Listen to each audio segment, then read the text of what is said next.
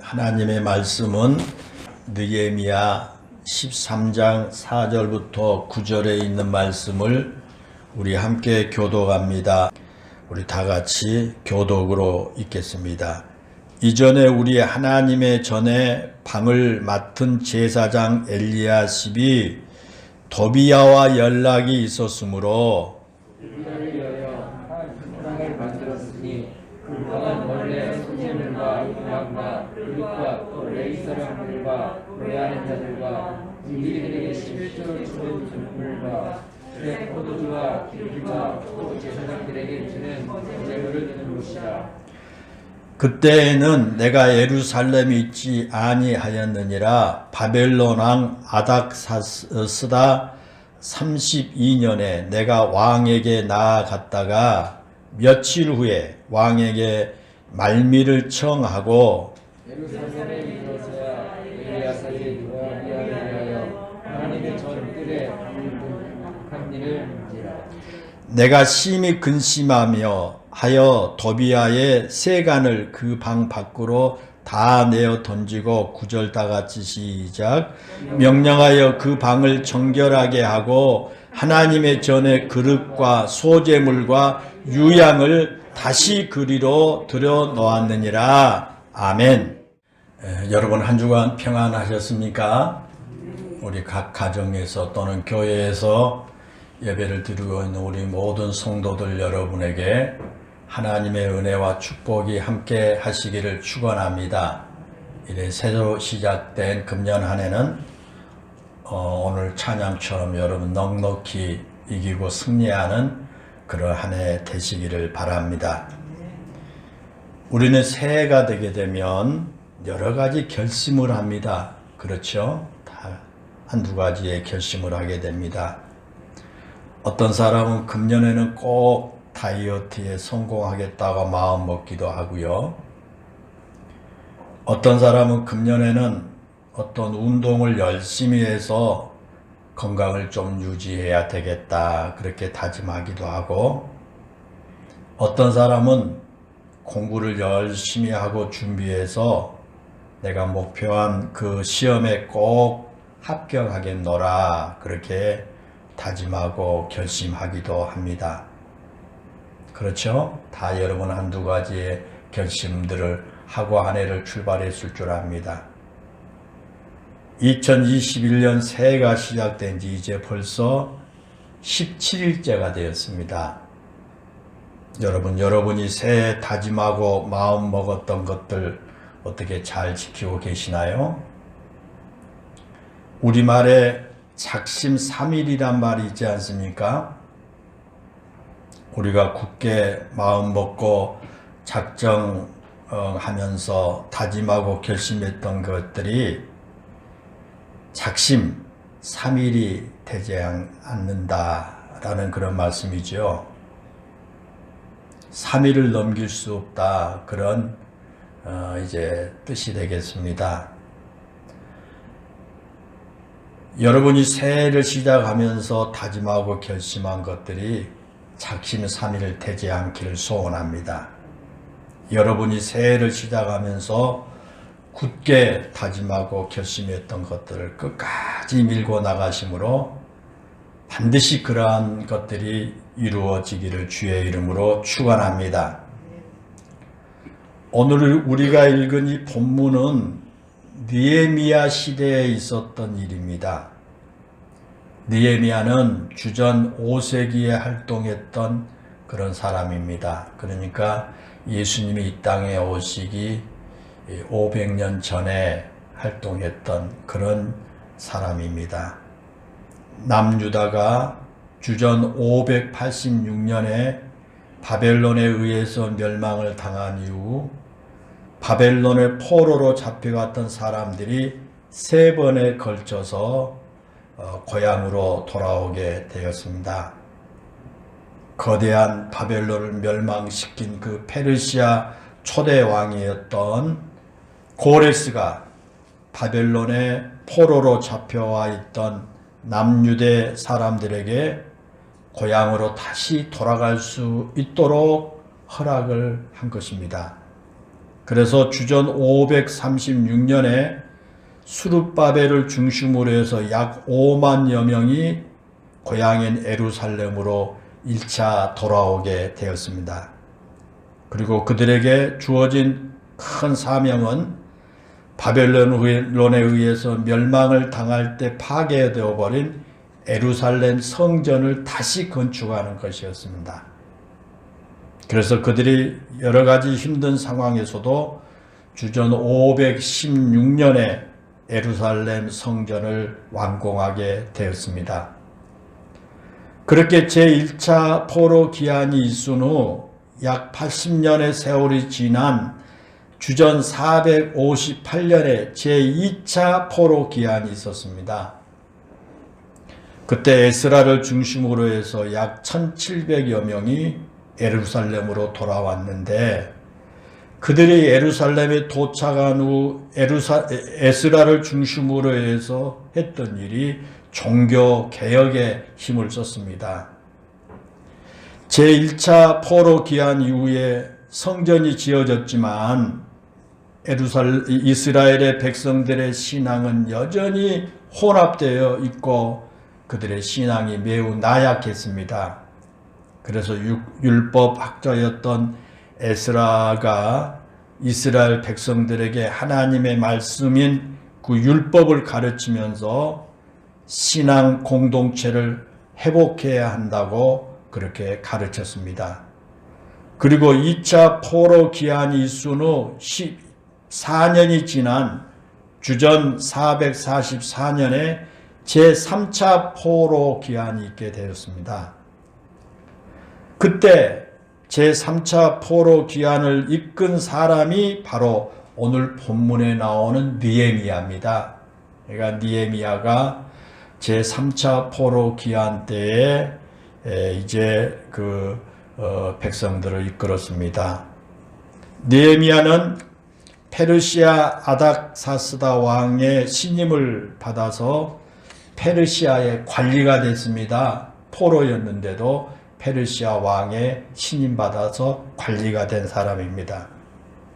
느헤미야서 1장 11절에 오면 느헤미야를 왕의 술관원이라 소개합니다. 왕의 술을 맡은 관리자였다 그 말이죠. 그 술관리의 이 지위가 고위직인지 아니면 어떤 낮은 직인지에 대해서는 명확하게 할 수가 없습니다. 그러나 술에 독을 넣어서 왕을 독살하려고 하는 일들이 그 역사에 자주 있었던 사실로 미루어 본다면 왕의 신임하는 사람이었음이 틀림이 없습니다. 그래서 술관원은 왕의 신임을 맡은 사람이 가지게 되는 그 직입니다. 더군다나 느헤미야는 포로민의 후손입니다. 포로의 자손이에요.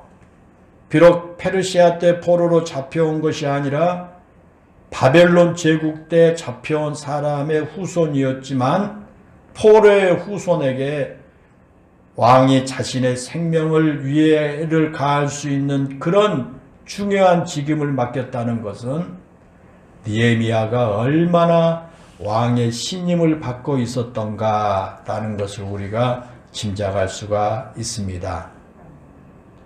그런데 그런 느헤미야가 자기 고국의 소식을 들었습니다.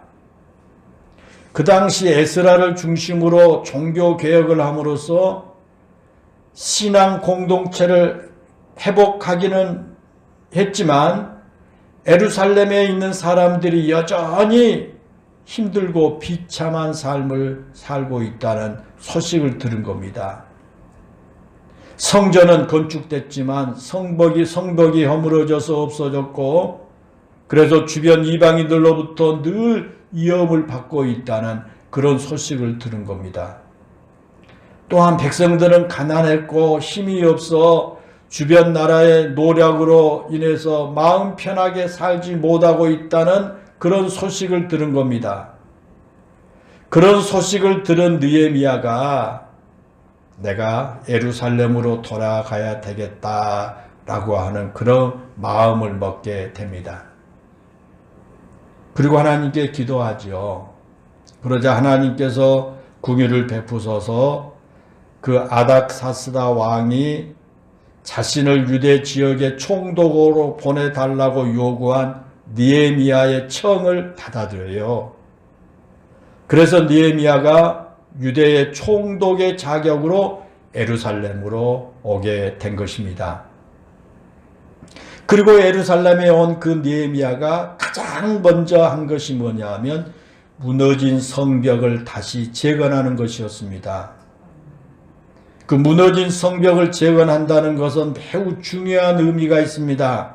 왜냐하면 한 나라의 수도에 성벽이 없다고 하는 것은 그 나라의 주권을 상실한 것을 의미한 것이기 때문이에요. 그래서 성벽을 다시 쌓는다는 것은 다시 말하면 주권을 회복하고 정치적으로 군사적으로 힘을 갖춘다라는 그런 의미를 갖게 되는 것입니다.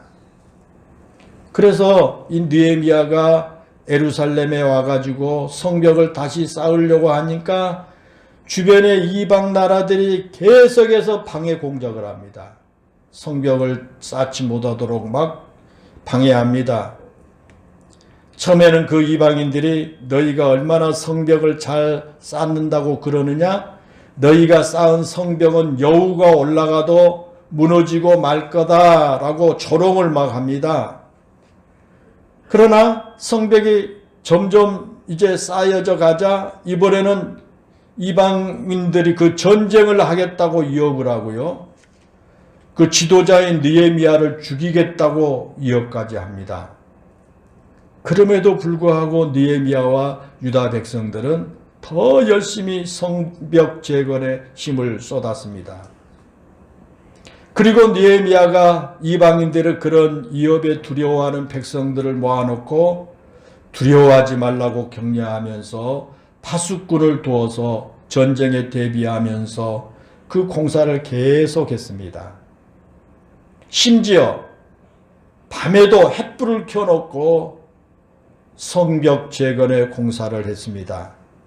그렇게 해서 52일 만에 예루살렘 성벽 공사가 완전히 끝나게 됐습니다. 그리고 그렇게 성벽 공사가 끝난 다음에 에레미야가 율법학자인 에스라를 초청해서 신앙 부흥 운동을 시작합니다.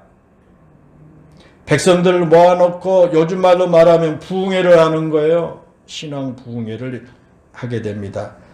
백성들을 수문 앞에 광장에 모아놓고 말씀을 읽고요. 그 하나님의 말씀을 가르칩니다. 지금까지 말씀을 따라 살지 못한 것들에 대해서 회개하고요. 하나님 말씀에서 어긋난 것들을 바로 잡자고 그들이 다짐을 합니다.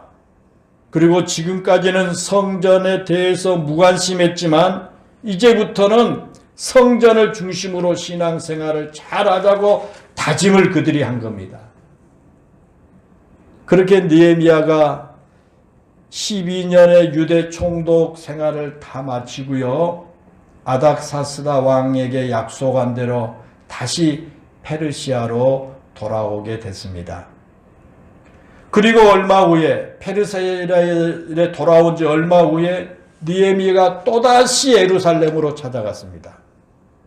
그것이 오늘 본문인 느헤미야 10장입니다. 페르시아로 돌아갔던 느헤미야가 얼마 만에 예루살렘으로 돌아왔는지에 대해서는 우리가 알 수가 없습니다. 그러나 오늘 본문 6절에 보면 그러죠. 내가 왕에게 나아갔다가 며칠 후에 왕에게 말미를 청하고 그랬어요. 여기서 며칠 후에라고 하는 말의 정확한 뜻은 날들의 끝에라고 하는 의미예요. 또 성경학자들은 여기서 말하는 말미라고 하는 말은 1년이 다 되어갈 무렵이 그렇게 해석을 합니다. 그 학자들의 해석이 맞는다면 느헤미야가 페르시아로 돌아갔다가 1년 정도 지났을 때 다시 예루살렘으로 돌아왔다라는 것을 우리가 추정할 수가 있습니다. 그런데 예루살렘에 다시 돌아온 느헤미야가 너무도 실망스러운 모습을 발견하게 됩니다. 그것이 뭐냐 하면 느헤미야가 다시 예루살렘에 돌아와 보니까 이 도비야라고 하는 사람이 하나님의 성전 뜰에 있는 방 하나를 차지하고 있습니다. 그것도 조그만 골방이 아니라 아주 큰 방을 차지하고 있습니다. 더욱이 그 방에는요, 성전에서 쓰던 거룩한 그릇과 이 또 재물들을 보관했던 그런 아주 귀한 방이에요. 그런데 그 방을 도비야가 차지하고 있는 겁니다. 그건 정말 있을 수 없는 일이에요. 그 모습을 보고 느헤미야가 너무 실망을 합니다. 여러분, 도비야가 누굽니까? 느헤미야 4장에 보면 도비야는 암몬 사람이에요. 다시 말하면 도비야는 이방 사람입니다. 이방인일 뿐만 아니라 이스라엘 백성들이 성벽을 다시 재건하려고 할 때 가장 앞장서서 방해했던 산발락의 종입니다. 이 산발락의 신하였습니다. 그는 느헤미야가 백성들을 격려하여 성벽을 재건하려고 할 때 너희가 건축한 이 성벽은 여우가 올라가도 곧 무너지고 말 것이라고 조롱했던 사람이 바로 도비야입니다. 그렇게 유다 백성을 조롱했을 뿐만 아니라 자기의 상관인 산발락과 함께 느헤미야가 하는 일을 방해하고 느헤미야에게 협박 편지까지 썼던 사람이 도비야입니다. 때문에 그 도비야는 결코 유대인의 편이 될 수가 없었습니다. 그런데 그런 도비야가 성전에 있는 그 큰 방을 차지하고 있다는 것은 도저히 그건 말도 안 되는 일입니다. 그런데도 도비야가 그렇게 할 수 있었던 것은 도비야가 유대 백성들과 아주 끈끈한 관계를 맺고 있었기 때문이에요. 아주 이 인간관계를 아주 잘 맺고요. 수완이 좋아요, 이 사람이. 그래서 도비야가 자신의 정치적인 영향력을 발휘해서 유다 백성들 가운데서 힘 있는 사람들과 계속해서 좋은 관계를 맺고요. 느헤미야 6장 18절에 보면 유대인의 힘 있는 가문의 딸을 자신의 며느리로 맞이하면서 유대인들과 아주 친분 관계를 계속 유지한 거예요. 그렇게 정략적인 이 결혼을 자기 딸에게 시키고요. 심지어 그 정치적인 영향력 때문에 유대 백성 가운데 도비야를 섬기기로 한 서약한 사람들이 많았어요. 이방인이고 그렇게 나쁜 도비야인데 정치 수완이 좋아가지고 유대 백성들이 자기를 섬기겠다고 서약하게 하는 거죠. 그런 도비야의 정치적 그 영향력이 이제는 제사장에게까지 이어졌고요. 그 당시 대제사장인 엘리야십이 도비야에게 성전뜰에 있는 그 큰 방을 내어준 거예요. 거기에 성물이 들어있고 재물이 들어있고 그런 것들 다 치우고 거기에 도비야가 살도록 만들어준 거예요. 그렇게 유대 백성의 공공의 적이었던 도비야가 이 대제사장들 뿐만 아니라 유대의 수많은 힘 있는 사람들과 내통하면서 성전뜰에 있는 방 하나를 차지하고 있었다는 건 참 기가 막힌 일 아닙니까? 있을 수 없는 일이에요. 그 당시 사회가 얼마나 타락했으면 그렇게까지 했겠습니까?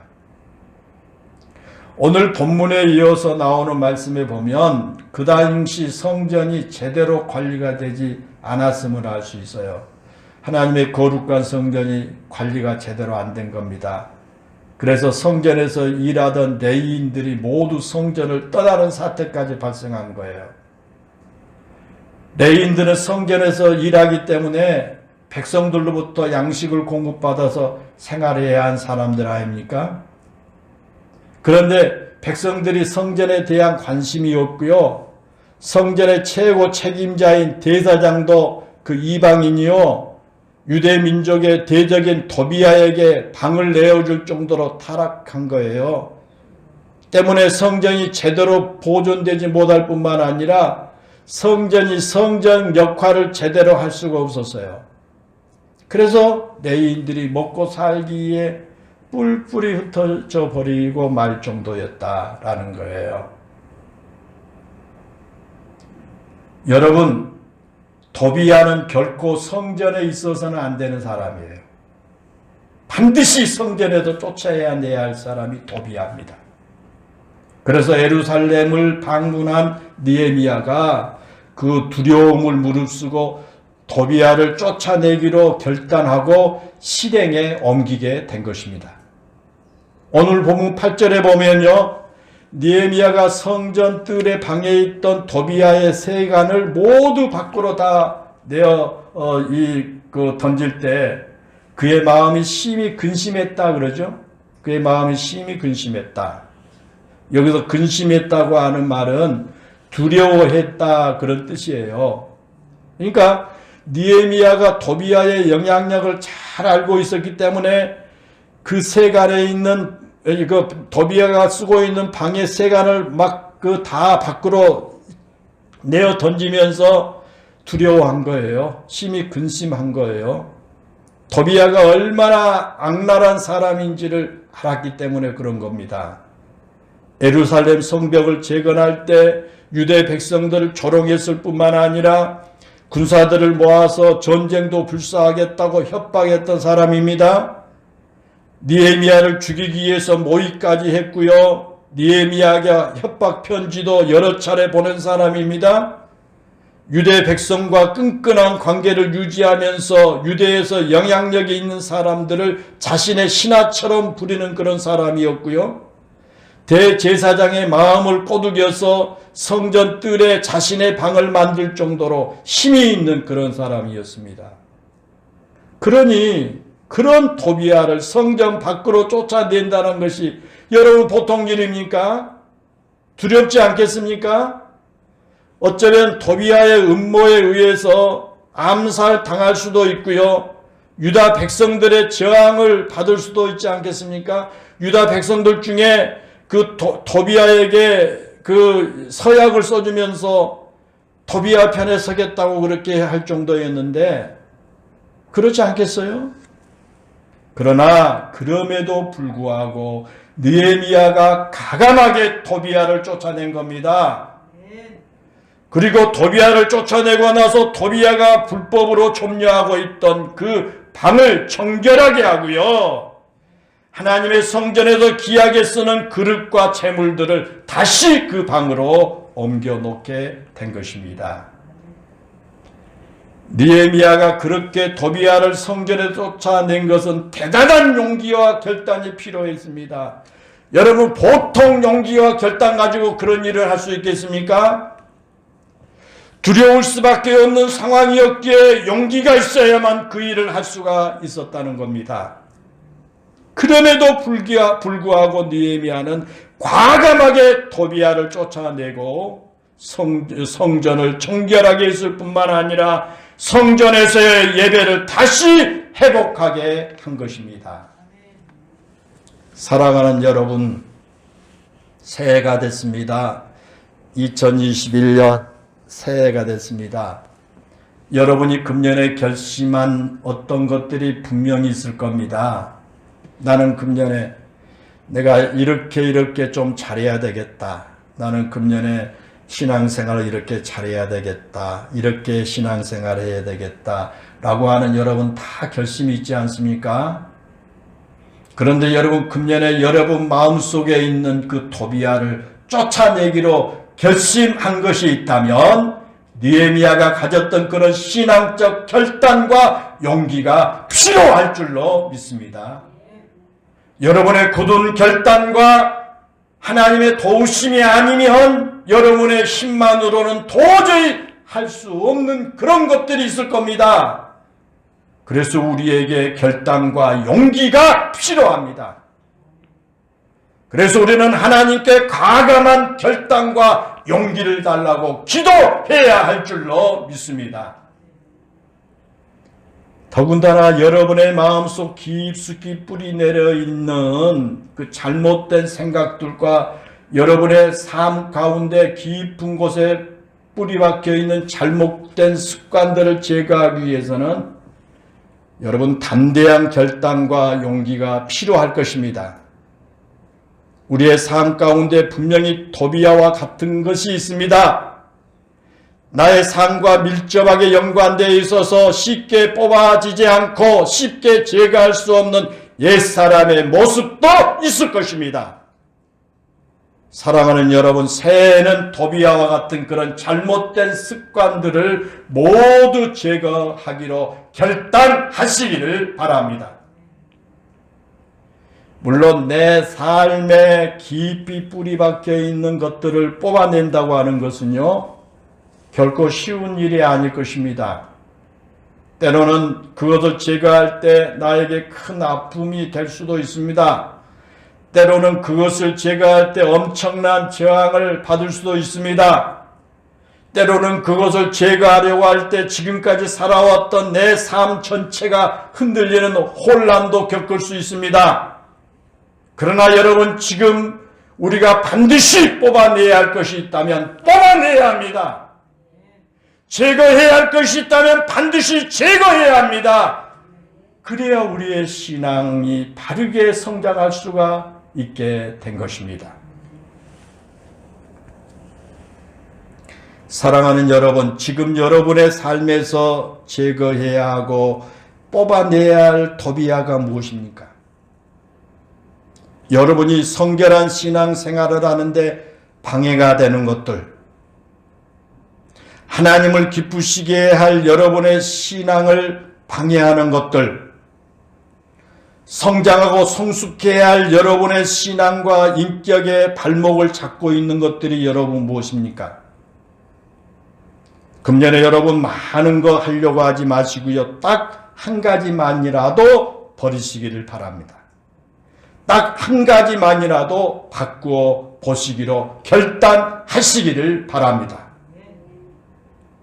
예를 들면 지금 내가 기도해야 하는데 기도하지 못하게 방해하는 그 무엇이 있다면 기도를 방해한 그 무엇인가를 하나만이라도 바꾸어 보시기를 바랍니다.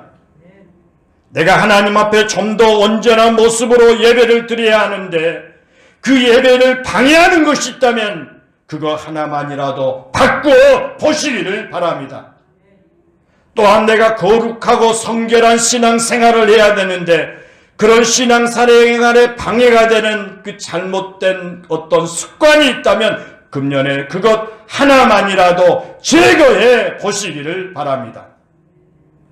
그리고 여러분 하나님께 기도하십시오. 나에게 힘을 주셔서 내가 제거해야 할 것을 제거할 수 있는 결단과 힘을 달라고 하나님께 기도하시기를 바랍니다. 금년에 내가 바른 믿음으로 살아가는 데 있어서 반드시 제거할 것을 제거할 수 있게 해달라고 하나님께 기도하시기를 바랍니다.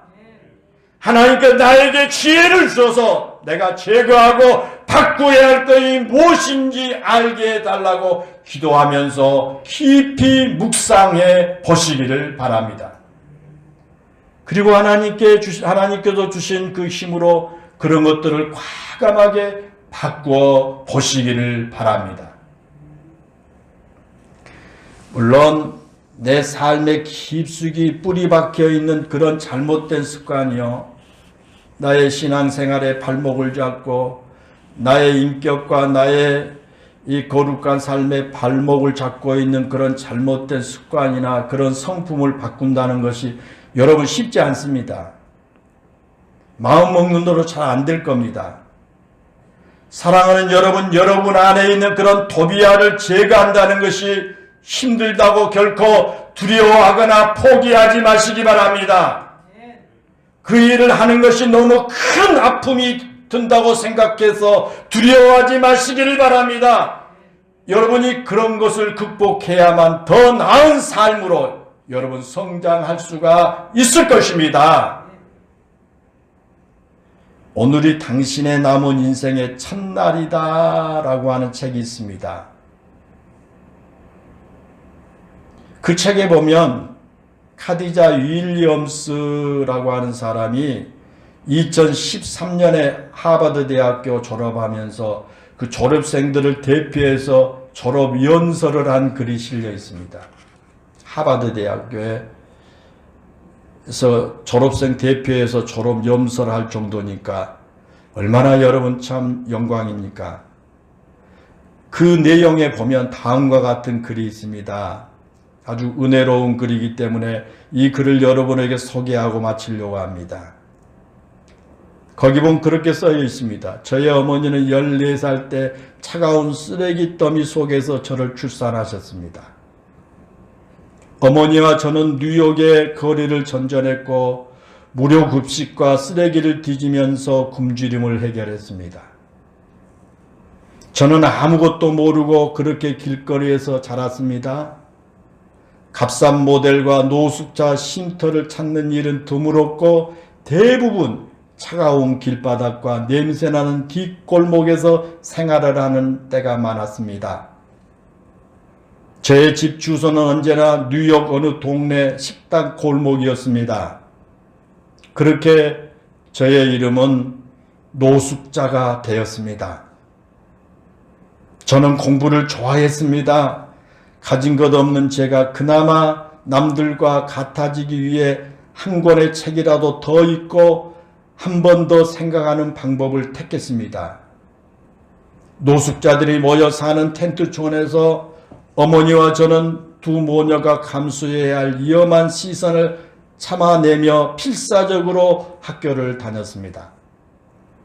12학년을 다니는 동안 자그만치 12곳의 학교를 옮겨 다니며 공부를 해야만 했습니다. 하지만 저는 포기할 수가 없었습니다. 한 달에 5권의 책을 읽었고 뉴욕의 모든 신문을 총독했습니다. 거리의 길바닥은 저에게 세상에서 가장 넓은 공부방이었습니다. 꿈이 생겼습니다. 대학에 들어가서 나의 운명을 스스로 바꾸는 꿈. 우리 가족이 더 이상 남들의 비웃음 섞인 시선을 받지 않아도 되는 꿈을 가졌습니다. 사람들은 그런 나에게 노숙자 주제에 대학은 꿈도 꾸지 말라고 항상 같은 말을 했습니다. 저는 노숙자처럼 보이지 않기에 항상 머리를 단정하게 했고 옷도 언제나 깨끗하게 입었습니다. 이를 악물고 공부했습니다. 11학년이 되었을 때는 어머니께 이사를 하더라도 더 이상 학교를 옮기지 않겠다고 부탁을 했습니다. 왜냐하면 대학에 가려면 저에 대해서 잘 아는 선생님의 추천서가 꼭 필요했기 때문입니다. 그래서 저는 새벽 4시에 일어나서 학교에 갔고 밤 11시가 되어서야 돌아왔습니다.